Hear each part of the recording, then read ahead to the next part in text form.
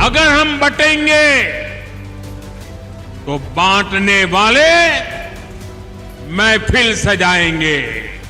जब हम एक रहेंगे, नेक रहेंगे, सभी नेक रहेंगे, बटेंगे तो कटेंगे। और इसलिए जहां कहीं भी हम हैं वहां संगठित रहना, सशक्त रहना।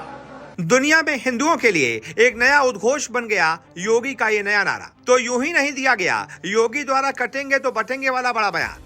पर्दे के पीछे आरएसएस और बीजेपी ने किया था खेल, बनाया था बड़ा प्लान। नागपुर में प्लान, आगरा से उद्घोष पहले ही तय हो गया था। कटेंगे तो बटेंगे वाले बयान का दिन और तारीख। अब मोदी शाह की भी नहीं पड़ेगी जरूरत। विपक्ष के लिए सिर्फ योगी का एक बयान ही बन गया कार। क्या मोदी, क्या मोहन भागवत और क्या दूसरे अन्य मुख्यमंत्री, हर कोई योगी की स्टाइल में कर रहा है बात। जी, राम मंदिर और जम्मू कश्मीर से अनुच्छेद 370 खत्म होने के बाद अब भाजपा बटेंगे तो कटेंगे और एक रहेंगे तो नेक रहेंगे के नारे के साथ ही हिंदुत्व के एजेंडे को आगे बढ़ाएगी।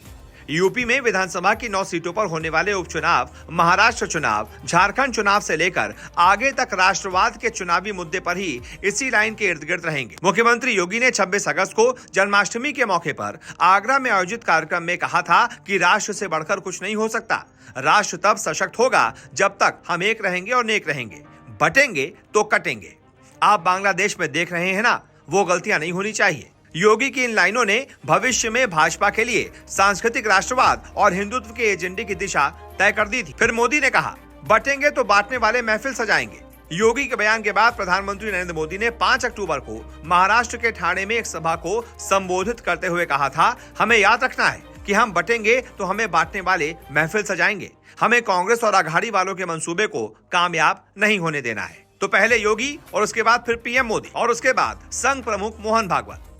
विजयदशमी के मौके पर नागपुर में शस्त्र पूजन कार्यक्रम हुआ। इसमें आरएसएस प्रमुख मोहन भागवत ने भी योगी की लाइन पर मुहर लगाकर साफ संदेश दे दिया कि भविष्य की राजनीति इसी लाइन पर होगी।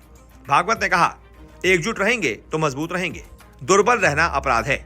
हम अगर दुर्बल हैं, असंगठित हैं, तो उसका मतलब है हम अत्याचार को निमंत्रण दे रहे हैं। इसलिए जहां कहीं भी हम हैं, वहां संगठित रहना और सशक्त रहना है। समाज को तैयार रहना चाहिए और सावधान रहना चाहिए। गुंडागर्दी किसी की भी नहीं चलने देनी है। अपनी और अपनों के प्राणों की रक्षा करना मूलभूत अधिकार है। बांग्लादेश में पहली बार वहां का हिंदू बचाव में रास्ते पर आया, इसलिए बचाव हो गया।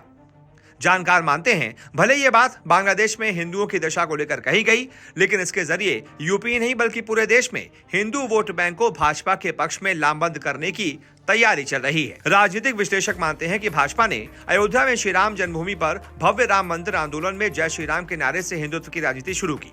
आरएसएस और भाजपा के हिंदुत्व के एजेंडे में अयोध्या में श्री राम जन्मभूमि पर भव्य राम मंदिर का निर्माण, जम्मू कश्मीर से अनुच्छेद 370 की समाप्ति और समान नागरिक संहिता मुख्य रहे। अब ऐसे में आप बताइए, योगी की इस रणनीति पर, पीएम मोदी की इस रणनीति पर और संघ की इस रणनीति पर आपकी क्या राय है?